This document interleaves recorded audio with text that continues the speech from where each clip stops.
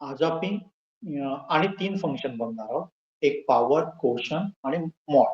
Okay. तर power तर एकदम सिंपल आहे बघा.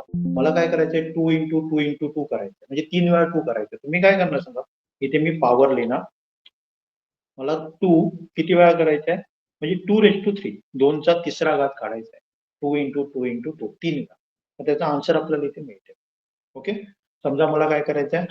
पॉवर 12चा स्क्वेअर काढायचा, वर्ग काढायचा. मग मी काय करणार 12 आणि 2 लिहिणार. म्हणजे 12 किती वेळा करायचंय? तर 2 वेळा करायचं. त्याचा आन्सर आपल्याला असं मिळेल. एकदम एकदम सिंपल. ओके. नंतर इथे बघा पॉवर तुम्हाला समजलं असेल. ओके. तर दुसरं काय करायचं आपल्याला क्वेश्चन काढायचं आहे. तर जनरली समजा आपल्याला काय करायचंय QURTIENT.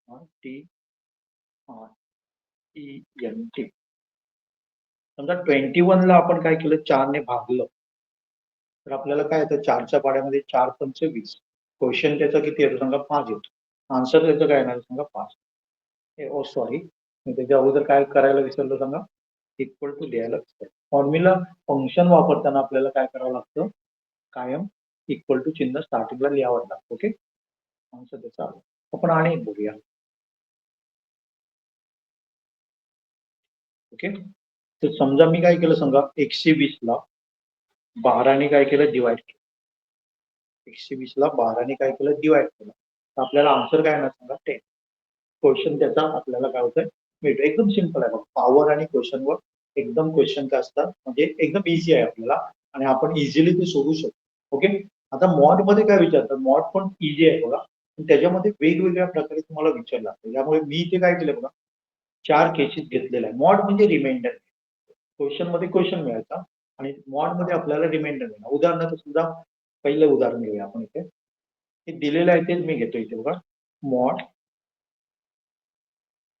21 divided by 4.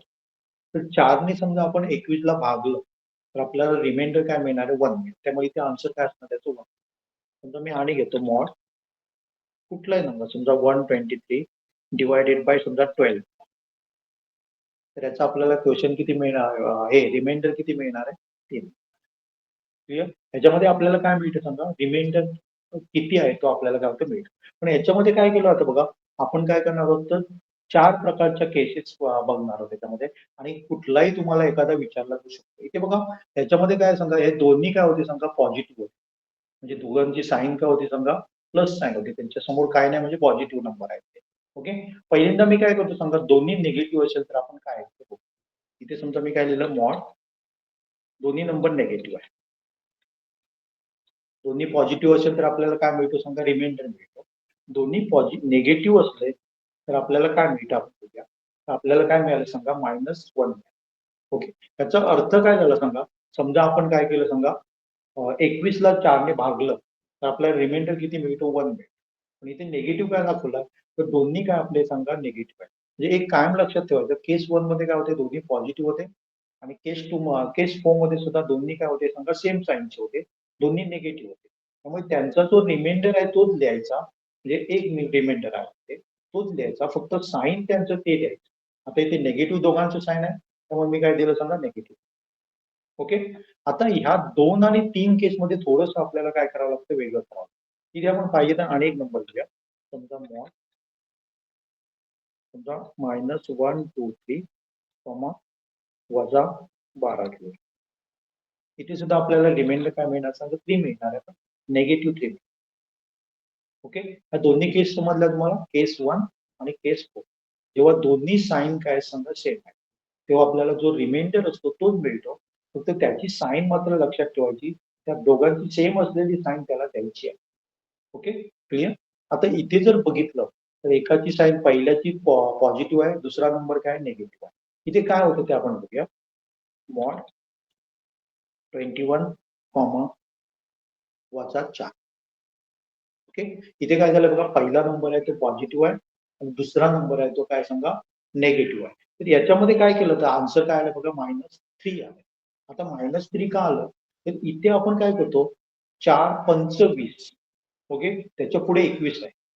मग आपण 20 नंबर न घेता त्याच्या पुढचा कुठला आहे सांगा डिव्हिजिबल बाय तो कुठला नंबर आहे 21च्या पुढचा नंबर आपण घेणार. पुढचा नंबर कुठला आहे सांगा 24 आहे. 24 मध्ये आणि 21 मध्ये डिफरन्स किती आहे? 3चा डिफरन्स आहे. पण त्याला निगेटिव्ह साइन का द्यायचं? तर हा जो दुसरा नंबर आहे ना त्याचा साइन याला द्यायचा. ओके, पुढचा नंबर घ्यायचा आणि त्याच्यामधला डिफरन्स बघायचा आणि ती साइन त्याला द्यायची. आपण आणि एक नंबर घेऊया. समजा मी काय दिलं, समजा एकदम सिंपल आपण कुठला तरी नंबर घेऊया, समजा 24. नंतर लिहूया आपण मॉड. पहिला नंबर काय सांगा माझा पॉझिटिव्ह आहे आणि दुसरा नंबर समजा मी काय केलं सांगा 4. ओके, दुसरा नंबर आपण काय करूया निगेटिव्ह. ओके, ते काय करू परत घेतो मी 2. पहिला नंबर आपला 43 आणि दुसरा नंबर मी काय घेणार सांगा निगेटिव्ह घेणार. आता 4च्या पाड्यामध्ये 40 आहे, त्याच्या पुढचा नंबर कुठला आहे सांगा 44. आता 44 मध्ये आणि 43 मध्ये डिफरन्स किती आहे? 44 आणि 43 मध्ये डिफरन्स किती आहे? 1 आहे. पण दुसऱ्या नंबरची साइन कुठली आहे? निगेटिव्ह आहे. त्यामुळे इथे पण आपल्याला काय मिळत असतात? निगेटिव्ह.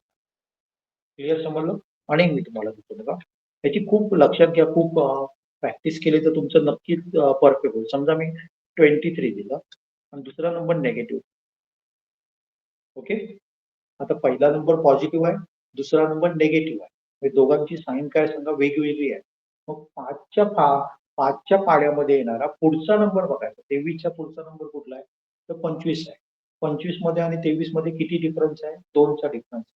मग आपण काय करणार आहे? दुसऱ्या नंबरचं जे साइन आहे निगेटिव्ह साइन आहे, त्यामुळे त्याला पण काय देणार सांगा दुसऱ्या नंबरचं साइन. क्लिअर?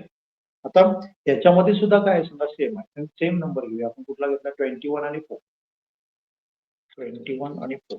पण पहिला नंबर मी काय देतो सांगा निगेटिव्ह देतो आणि दुसरा नंबर पॉझिटिव्ह. ओके, आता सुद्धा आपण काय करणार आहे? दोघांची साइन काय सांगा डिफरंट आहे. 21च्या पुढचा नंबर बघायचा. 4च्या पाड्यामध्ये येणारा 24 आहे. 24 मध्ये आणि 21 मध्ये डिफरन्स किती आहे? 3 आहे. पण दुसऱ्या नंबरची साइन कुठली आहे? पॉझिटिव्ह आहे. मग इथे आपण काय देणार सांगा त्याला पॉझिटिव्ह साइन. ओके, इथे आपण कुठला नंबर घेतलेला? 43 4. इथे आपण सेम नंबर घेऊया, फक्त साइन काय करूया सांगा बदलूया. 43, ओके, आता दोघांची साइन बघितली तर काय सांगा वेगवेगळी आहे. एक पॉझिटिव्ह आहे, एक निगेटिव्ह आहे. आपण काय करायचं? 43चा पुढचा नंबर 4च्या पाड्यामध्ये असलेला 44 आणि 4च्या दुसऱ्या नंबरची साइन कुठली आहे? पॉझिटिव्ह आहे. आपला जे आन्सर आहे ना ते पॉझिटिव्ह येणार आहे. पण 44 आणि 43 मधला डिफरन्स किती आहे? 1 आहे. त्यामुळे आन्सर काय येणार? क्लिअर? तसा कुठलाही नंबर तुम्ही घेऊ शकता. आपण अनेक नंबर घेऊया. समजा मी काय घेतलं सांगा 12 घेतला. Okay, negative 12. ओके, आणि मॉड दिलं नाही मी, सॉरी, परत घेऊया आपण मॉड निगेटिव्ह 12 आणि समजा 7 घेऊया. दुसरा नंबर मी काय घेतला सांगा पॉझिटिव्ह घेतला. आता 12च्या पुढचा 7च्या पाड्यामध्ये नंबर आलेला कुठला नंबर आहे? तो 14 आहे. 14 मध्ये आणि 12 मध्ये फरक किती आहे? 2चा आहे. आणि 7ची 7 हा पॉझिटिव्ह नंबर आहे. मग इथे पण मी त्याला काय देणार सांगा पॉझिटिव्ह व्हॅल्यू हे देणार, व्हॅल्यू देणार. क्लिअर? म्हणजे दोन्ही जर सेम असेल तर त्याचंच साइन द्यायचं आणि त्याचा रिमाइंडर जो असतो तोच द्यायचा आहे. पण दोन्ही जर डिफरन्स असेल तर त्याच्या पाड्यामध्ये येणारा पुढचा नंबर बघायचा आणि त्याचा आणि तो नंबरचा डिफरन्स फाइंड आउट करायचा आणि दुसरा जो नंबर आहे त्याची साइन त्याला द्यायची. लक्षात आहे ना? म्हणजे हे आपण काय करू सांगा पॉवर क्वेश्चन एकदम एकदम सिंपल आहे. मॉड पण एकदम सिंपल आहे. फक्त या 4 केसेस तुम्ही काय करा लक्षात घ्या. परत एकदा रिपीट करतो बघा. दोघांची साइन जर सेम असेल तर ऍक्च्युली जो रिमाइंडर येतो तोच घ्यायचा. फक्त साइन जी आहे ना ती त्याला द्यायची. इथे बघा दोघांची पॉझिटिव्ह आहे त्यामुळे पॉझिटिव्ह देतो. इथे दोघांची निगेटिव्ह आहे त्यामुळे आपण काय देतो निगेटिव्ह देतो. आता बाकीचं काय समजा एक नंबर पॉझिटिव्ह आहे आणि एक नंबर निगेटिव्ह आहे. तर आपण काय करणार आहे दुसऱ्या नंबरची साइन त्याला देणार आहे आन्सरला आणि पहिल्या नंबरच्या पुढचा दुसऱ्या नंबरच्या टेबलमध्ये येणारा नंबर कुठला आहे त्याचं आणि ह्या नंबरचं डिफरन्स आपण काढणार आहे आणि ते इथे लिहिणार आहे आणि निगेटिव्ह साइन का देणार तर दुसऱ्या नंबरचं साइन निगेटिव्ह. इथे पण तेच करायचं आपल्याला. पण इथे सुद्धा आपण काय करणार आहे 21च्या पुढचा 4च्या पाड्यामध्ये येणारा नंबर कुठला आहे? 24 आहे. 24 आणि 21 मध्ये डिफरन्स किती आहे? 3 आहे. ओके, आता दुसऱ्या नंबरचं साइन कुठलं आहे? पॉझिटिव्ह नंबर आहे. त्यामुळे आन्सरला मी काय देणार सांगा पॉझिटिव्ह हे देणार. तसं बघितलं तर एकदम एकदम काय सांगा ओके.